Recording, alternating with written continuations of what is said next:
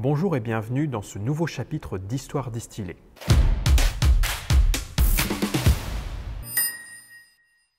Aujourd'hui, distillons ensemble l'histoire de la distillerie en temps de guerre. La distillerie est un joyau du patrimoine industriel, témoin des pratiques et de l'histoire du XIXe siècle. Pourtant, son histoire a été marquée par plusieurs occupations allemandes qui l'ont détériorée, perturbée dans son fonctionnement, mais qui l'ont aussi amené à se moderniser. Les choses changent en 1914 alors qu'éclate la Première Guerre mondiale. Vambrechy est situé à proximité du front. Sœur Brigitte de la Providence évoque la situation dans son journal intime. Des troupes sont arrivées durant la nuit à Vambrechy. Le pays est occupé militairement. La place, le pont, tout est bien gardé. Impossible de voyager sans passeport. Les premiers soldats allemands arrivent le 4 octobre 1914. Quelques jours plus tard, le 14, débute une longue occupation qui va durer 4 années. Vambrechy et la distillerie subissent alors de plein fouet le contexte de guerre et de l'occupation allemande. Il faut imaginer Vambrechy, bourg à l'arrière du front, où les troupes s'entassent chez l'habitant, où le matériel transite sans cesse et où les colonnes de prisonniers traversent régulièrement. Le maire de l'époque, Louis Cavel, est contraint de répondre aux exigences allemandes. Il réclame des sommes faramineuses pour le petit budget de la commune. Louis Cavel est contraint d'emprunter au total 30 fois pour pouvoir payer l'occupant et pour pouvoir subvenir aux besoins de la population. La commandanture a elle aussi des exigences. Elle interdit aux cafés de servir de l'alcool. Elle défend aussi aux fermiers de battre le grain. C'est un privilège réservé à l'armée allemande. Des mesures qui indirectement vont nuire à l'activité de la distillerie. Quelques chiffres révèlent les perturbations profondes que provoque cette occupation. Déjà, la consommation de genièvre chute. Elle était de 3 litres au début de la guerre, par an et par personne.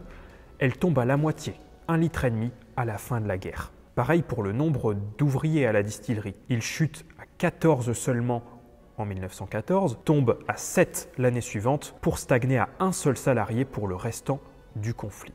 Paradoxalement, la production est maintenue. Et cela s'explique par la nature de la production. Il ne faut pas oublier que l'alcool fait partie de la ration des soldats. Ils réquisitionnent donc toute la production, comme ils le font pour les brasseries Catry et De Gruson à Vambrechy. C'est ce qui explique pourquoi le matériel de la distillerie n'est pas pillé, comme ce sera le cas pour les usines textiles de la commune. On peut citer l'exemple de la corderie Wall ou de la filature Becker-Crespel et Vandenbosch qui seront complètement démantelés et les métaux envoyés en Allemagne. J'ai ici une carte postale rédigé et envoyé par un soldat allemand issu d'un régiment saxon et stationné à Vambrechy. Il écrit le 2 novembre 1915 « Cette image montre mon quartier. Il s'agit d'une grande minoterie. On comprend que les troupes allemandes sont stationnées aussi à la distillerie. » L'usine vit donc à l'heure allemande.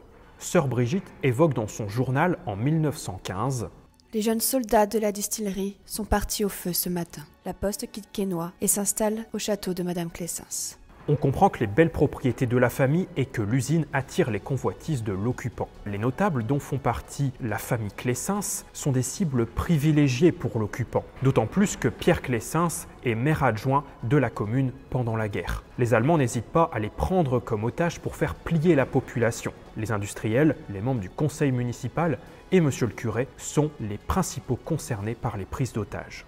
En avril 1917 intervient l'ordre d'évacuation partielle de la commune, de la population que les Allemands ne parviennent plus à nourrir. À nouveau, les usines sont réquisitionnées cette fois pour y stocker le mobilier des réfugiés. Bien souvent, et malheureusement, ce mobilier sera pillé par l'occupant allemand. En 1918, les Allemands se replient alors que les Britanniques progressent. Des combats ont lieu à proximité de la distillerie, des mines explosent, la distillerie est endommagée. Finalement, Vambrechy est libéré le 17 octobre 1918.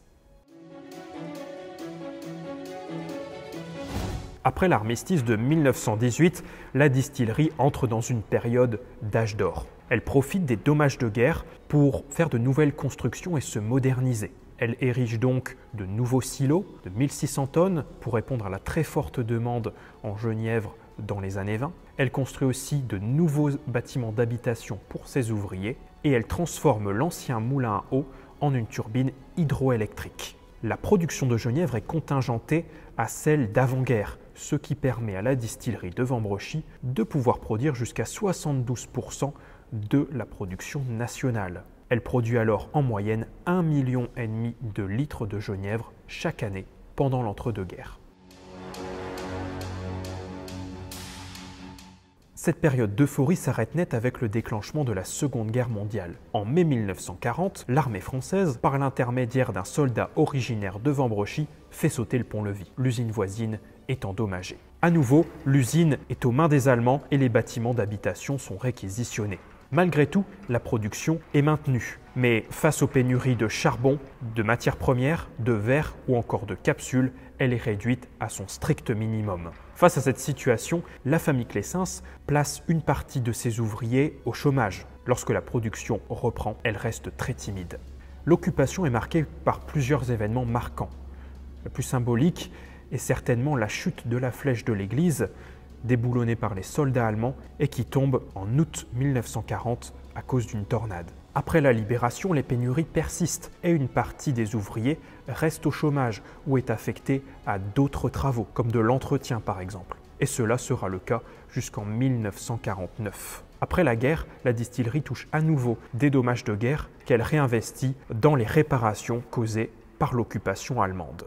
La production reprend donc très timidement, mais elle n'est assurée qu'à hauteur de 30% de sa capacité d'avant-guerre. Il est l'heure du bilan des dégâts causés par l'occupation. Pour le bâtiment d'habitation des ouvriers, situé en bord de Dole, on recense 25 éclats, 58 vitres soufflées pour un total de 81 000 francs de réparation. Pour la Villa Clessens voisine, le montant des travaux s'élève à 9 900 francs.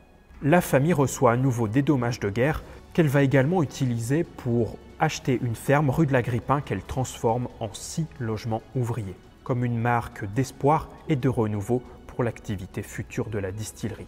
Les guerres ont donc durablement marqué l'histoire et le visage de l'usine, tant par les destructions qu'elles ont causées que par les transformations durables qu'elles ont engendrées. Nous vous donnons rendez-vous très bientôt pour un nouveau chapitre d'Histoire distillée.